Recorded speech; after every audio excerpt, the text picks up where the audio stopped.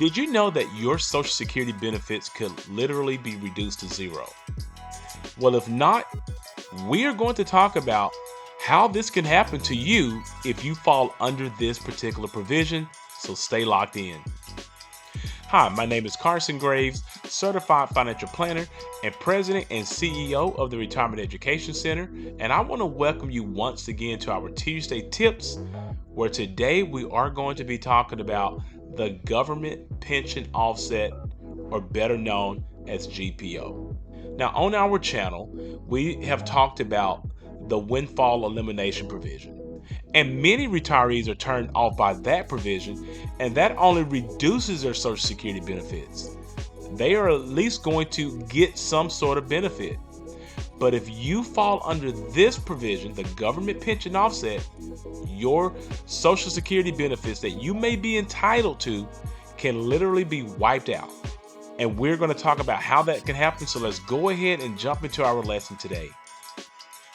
First of all, let's talk about how do we even get here? How do we get to this point to where this provision is even established? Well, here's how we got here. In the 1970s, you had the federal lawmakers get together and they became concerned about public retirees who were receiving pensions from employment that was not covered by Social Security. They felt like they were going to be receiving an unfair advantage in the calculation of their Social Security benefits. So the government pension offset was a provision that was implemented in the 1977 Social Security amendments, and it was signed into law by President Jimmy Carter. Now, there was a 5-year transition period, and therefore the government pension offset was really not effective until 1982. Therefore, this particular amendment was not signed into law until 1983 by President Ronald Reagan. Now, it is important to understand that not every state is going to be affected by the government pension offset. There are only 26 states that are affected by this provision. Therefore, if you live in any of these 26 states, you are going to be affected by the government pension offset. Now, I live in the great state of Texas, but unfortunately, this is not a great thing about our state. I would be affected by the government pension offset if I fall under the provisions that require you to be affected by the government pension offset. And you can see if you pause this video, if your state is on here, you will also be affected by the government pension offset. Now, I will say there is a nationwide effort to repeal this particular provision, but until this date of this video, that has not been successful.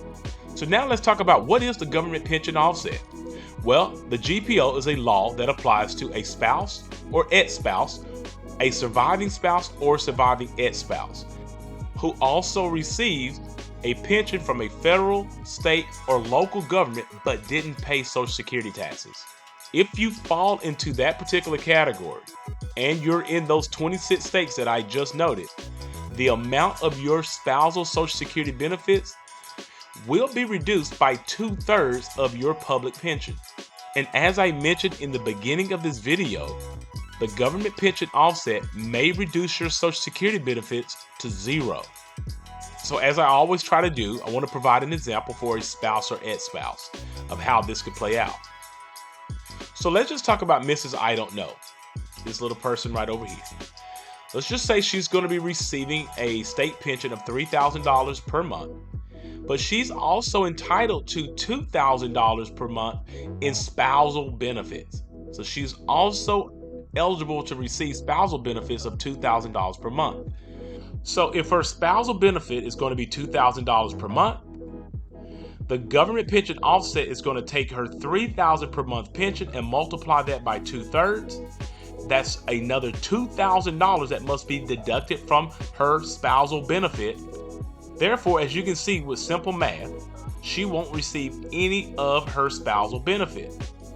It's going to be completely wiped out by the government pension offset. Now let's take a look at a second example here where we're talking about a surviving spouse or surviving ex-spouse. Let's say Mrs. I Don't Know, she's going to still be receiving that state pension of $3,000 per month. And she's entitled to a survivor's benefit now of $3,500 a month as a widow. So this is a survivor's benefit, not a spousal benefit or an ex-spouse benefit. In this particular situation, her deceased spouse benefit at full retirement will be $3,500. But remember, you still have to calculate the government pension offset from that state pension, and therefore there's going to be a deduction of that $2,000 that we showed in the prior screen. Now, in this particular situation, she will receive some benefit. It's going to be greatly reduced, but she still will receive a benefit because the larger surviving spousal benefit was at least large enough that even after subtracting 2/3 of her state pension, it still left her with an amount that she could still enjoy for the rest of her life. I'm sure it's not what she wanted, but because she falls under this particular provision, she would at least still receive some benefit, as opposed to the previous example where her benefit was completely wiped out.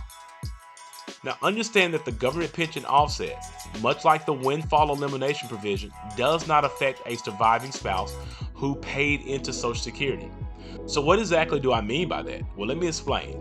Let's just say that Mr. I Don't Know is alive and he's receiving his benefit of $3,500 right now. And let's just say in this example that Mrs. I Don't Know has passed away and she left her state pension of $3,000 a month to go to Mr. I Don't Know at 100%. So he's going to still be receiving her state pension at $3,000 per month. In this particular example, that government pension offset that affected Mrs. I Don't Know, who was receiving that state pension, where they had to multiply it by 2/3 and reduce it, that no longer applies to the spouse who paid into Social Security. So therefore, Mr. I Don't Know will receive his Social Security benefits along with Mrs. I Don't Know's state pension for a total of $6,500 per month.